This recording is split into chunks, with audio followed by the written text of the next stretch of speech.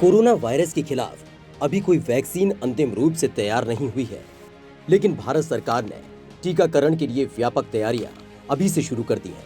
यानी वैक्सीन मिलते ही उसका डिस्ट्रीब्यूशन हो जाए।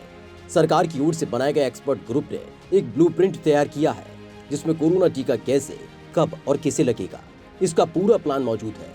सरकार स्कूलों, आंगनबाड़ी केंद्रों और पंचायत की इमारतों को भी टीकाकरण केंद्र की तरह इस्तेमाल करने की तैयारी में है। कोविड-19 के लिए खास टीकाकरण अभियान चलेगा, जो बहुत हद तक पहले से चल रहे यूनिवर्सल इम्यूनेशन प्रोग्राम के जैसा होगा। केंद्र सरकार कोरोना वैक्सीन के लिए EVIN प्लेटफॉर्म का भी यूज करेगी। इसके लिए उसमें और सुधार किया जा रहा है। लिहाजा आपके लिए जानना बेहद काम का है कि आपके शरीर तक वैक्सीन पहुंचने के लिए क्या क्या हो रहा है। केंद्र सरकार राज्यों को देगी वैक्सीन।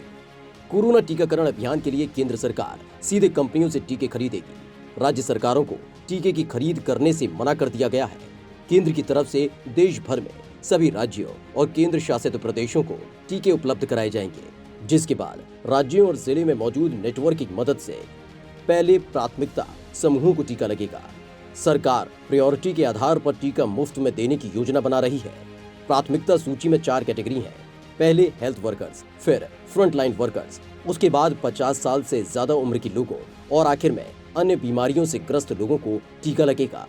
राज्य सरकारें उन इमारतों की पहचान करेंगी जिन्हें वैक्सीनेशन बूथ की तरह इस्तेमाल किया जा सकता है।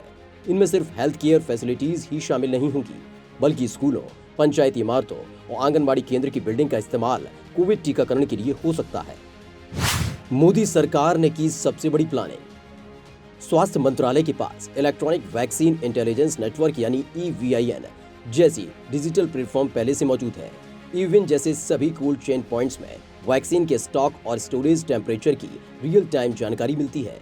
ये UIP के लिए इस्तेमाल हो रहा है और कोविड वैक्सीन के लिए इसे और बेहतर बनाया जा रहा है।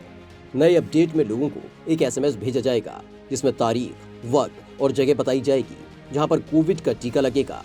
इसके अलावा EVIN से डिजिटली कनेक्ट होने के अलावा वैक्सीन पाने वालों को ट्रैक भी किया जा सकता है। QR कोड जारी कर उनकी पूरी जानकारी भी रखी जाएगी, ताकि जरूरत पड़ने पर उनसे संपर्क किया जा सके। किसी व्यक्ति को 2 बार टीका न लगने पाए, स्कीरियस अभियान से लाभार्थियों के आधार को जोड़ा जाएगा। जिनके पास आधार नहीं होगा, वो सरकार की तरफ से जारी फोटो पहचान पत्र का इस्तेमाल कर सकते हैं। इससे ये भी ट्रैक किया जा सकेगा कि किसको टीका लग चुका है और किसे नहीं।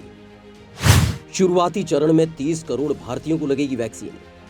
केंद्र सरकार की ओर से राज्यों और केंद्र शासित प्रदेशों से शुरुआती चरण में 30 करोड़ ऐसे लाभार्थियों की पहचान करने को कहा गया है, जो प्राथमिकता वाले समूहों में आते हैं। इनमें स्वास्थ्य कर्मी, नगर निगम से जुड़े कर्मचारी, पुलिसकर्मी, बुजुर्ग और गंभीर बीमारियों से ग्रसित लोग शामिल हैं। इन सभी को मुफ्त में टीके लगाए जाएंगे। भारत के पास सभी जिलों में करीब 28,000 वैक्सीन स्टोरेज सेंटर्स हैं, जो EVIN से जुड़े हुए हैं। लॉजिस्टिक मैनेज करने में कम से कम 40,000 फ्रंट लाइन वर्कर्स लगे हैं। स्टोरेज का तापमान चेक करने के लिए कम से कम 50,000 टेम्परेचर लॉगर्स हैं। केंद्रीय स्वास्थ्य मंत्री डॉक्टर हर्षवर्धन के अनुसार जुलाई 2021 तक प्राथमिकता के आधार पर 30 करोड़ भारतीयों को टीका लग सकता है।